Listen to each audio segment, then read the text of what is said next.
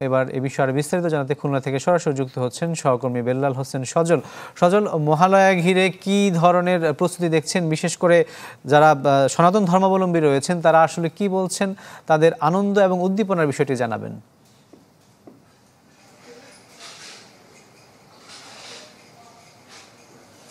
রাকিব, নানা আনুষ্ঠানিকতার মধ্য দিয়ে কিন্তু খুলনায় যে মহালয়ার সূচনা সেটি কিন্তু হচ্ছে। এই মুহূর্তে আমরা আছি রূপসার মহাশ্মশান মন্দিরে। এখানে কিন্তু এখন তর্পণ চলছে এবং আমরা দেখছি যে একেবারেই শেষ মুহূর্তে প্রতিমা শিল্পীরা যারা রয়েছেন তারা কিন্তু শেষ মুহূর্তে রঙের ছোঁয়া দিয়ে তাদের যে প্রতিমাগুলো রয়েছে সেগুলোকে প্রাণ দেওয়ার মতন কিন্তু কার্যক্রম তারা চলছে একদম শেষ মুহূর্তে। এবং পাশেই কিন্তু যারা সনাতন ধর্মাবলম্বী রয়েছেন তারা কিন্তু তাদের যে পিতৃদের উদ্দেশ্য করে তাদের আত্মার শান্তির কামনায় আমরা দেখেছি রূপসার যে ঘাট রয়েছে সেই নদী থেকেই কিন্তু একটু আগেই তারা বিভিন্ন যে প্রার্থনা সেটি কিন্তু পূর্বপুরুষদের উদ্দেশ্যে করেছেন। এবং আপনাদের একটু জানিয়ে রাখি যে পুরাণ মতে কিন্তু মহালয়ার দিন আজকে কিন্তু দেবী দুর্গার যে আবির্ভাব সেটি কিন্তু ঘটে। এবং যদিও আগামী 28 তারিখ থেকে যে ষষ্ঠী পূজার মধ্য দিয়ে যে শারদীয় দুর্গাপূজার আনুষ্ঠানিকতা শুরু হবে, তবে আজ থেকেই কিন্তু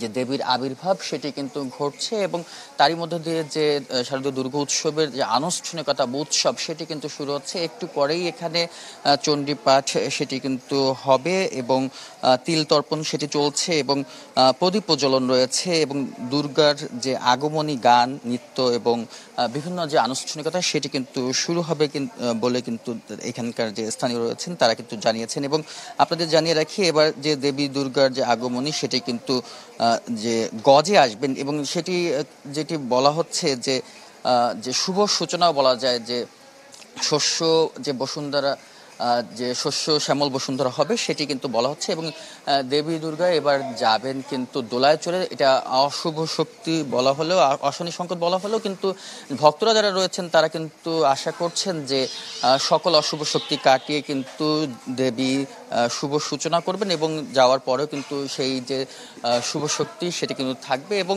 ভক্তরা যেটি চাচ্ছেন যে এই এবারের যে পুজোকে কেন্দ্র করে যাতে সবাই মিলেমিশে এই উৎসবটিকে পালন করতে পারেন। এবং আমরা দেখছি কেএমপি পক্ষ থেকে একটু নানা ধরনের যে নির্দেশনা সেটি কিন্তু দেওয়া হয়েছে এবং মণ্ডপে মণ্ডপে বলা যায় যে একটু পরেই যে উৎসবের ধ্বনি সেটি কিন্তু বাজবে। এবারের খুলনা জেলায় প্রায় 980টি মণ্ডপে দুর্গাপূজার আনুষ্ঠানিকতা হবে এবং এর মধ্যে মহানগরে রয়েছে 120টি এবং খুলনার যে 9টি উপজেলা রয়েছে সেই 9টি উপজেলায় 860টি মন্দিরে এবার স্থায়ী অস্থায়ী মন্দিরে দুর্গা উৎসব সেটি কিন্তু অনুষ্ঠিত হবে। এবং আমরা দেখেছি ইতিমধ্যে মহালয়ার পরেই এখানে ভক্তরা আসতে শুরু করছেন, তাদের যে আনুষ্ঠানিক কার্যক্রমগুলো রয়েছে সেগুলো কিন্তু তারা সম্পন্ন করছেন। এবং একটু পরেই যে মহালয়ার আনুষ্ঠানিকতা তিল তর্পণ এবং শেষ হলো, শ্রাদ্ধ রয়েছে এবং যে চণ্ডী পাঠের মধ্য দিয়েই কিন্তু মহালয়ার যে আনুষ্ঠানিকতা সেটি কিন্তু শুরু হবে। এই ছিল আমার কাছে খুলনা থেকে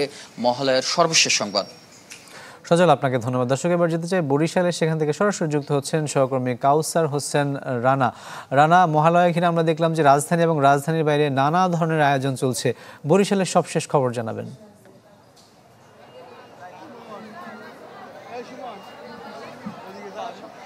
রাকিব, শারদীয় দুর্গোৎসবের যে প্রারম্ভিক কার্যক্রম মহালয়, সেই মহালয় কিন্তু বরিশালে অনুষ্ঠিত হচ্ছে এবং বেশ উৎসব মুখর পরিবেশে অনুষ্ঠিত হচ্ছে। আমি এই মুহূর্তে রয়েছি বরিশালের শ রোডে, যেখানে শ্রী শ্রী রাধা গোবিন্দ নিবাসের উদ্যোগে প্রতি বছর এখানে এই মহালয়া অনুষ্ঠিত হয় এবং তার এই ধারাবাহিকতায় আজও অনুষ্ঠিত হচ্ছে।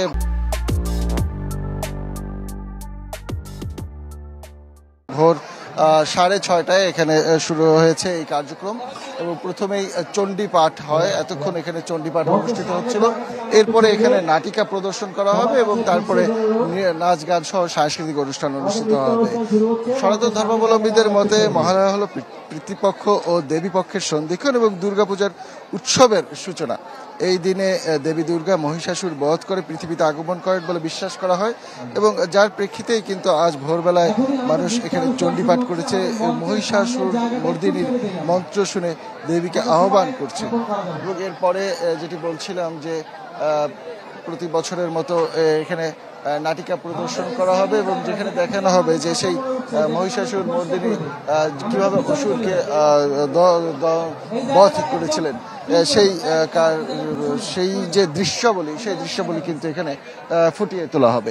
তো আমরা একটু শুনতে চাই যে আজকের দিনের মাহাত্ম্যটা কি, আমাদেরকে একটু বলবেন, কি বাণী দিতে চাচ্ছেন আজকের এই দিনটি? আচ্ছা, শুভ মহালয়া। আজকের এই দিনে শারদীয় শুভেচ্ছা জানাচ্ছি বরিশাল সহ সারা দেশের মানুষকে।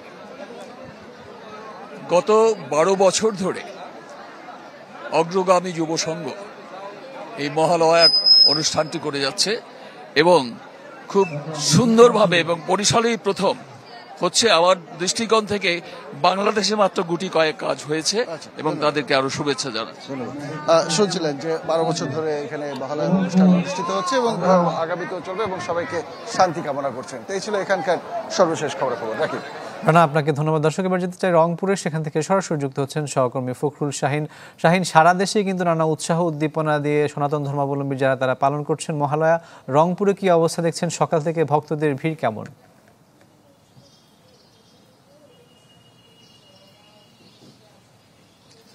রাকিব, আমি এখন আছি রংপুরের কালী মন্দিরে এবং আমরা কয়েকদিন ধরেই দেখছি যে এই দুর্গাপূজা উপলক্ষে আসলে রংপুরের যে মন্দিরগুলো সেগুলো কিন্তু সাজানো হচ্ছে, গোছানো হচ্ছে এবং এখানে যে নিরাপত্তার ব্যবস্থা সেটিও কিন্তু জোরদার করা হয়েছে কয়েকদিন আগে থেকেই, এবং নির্বিঘ্নে যেন এই পূজা উদযাপন করতে পারে, এই মহোৎসব উদযাপন করতে পারে সেজন্য কিন্তু প্রশাসনের পক্ষ থেকে এবং আইন শৃঙ্খলা রক্ষাকারী বাহিনীর পক্ষ থেকে কিন্তু সার্বিক ব্যবস্থা নেওয়া হয়েছে। এবং আজকে মহালয়া এবং এই মহালয়ার মধ্য দিয়ে কিন্তু দুর্গাপূজার আনুষ্ঠানিকতা শুরু হলো। এখানে কালীবাড়ির যে মন্দিরের পুরোহিত আছেন, আমরা একটু তার সঙ্গে কথা বলবো, একটু জানতে চাই যে আজকে রংপুরে কি কি আনুষ্ঠানিকতা আছে, এই মহালয়ার দিনে কি কি আনুষ্ঠানিকতা আছে যদি একটু বলেন।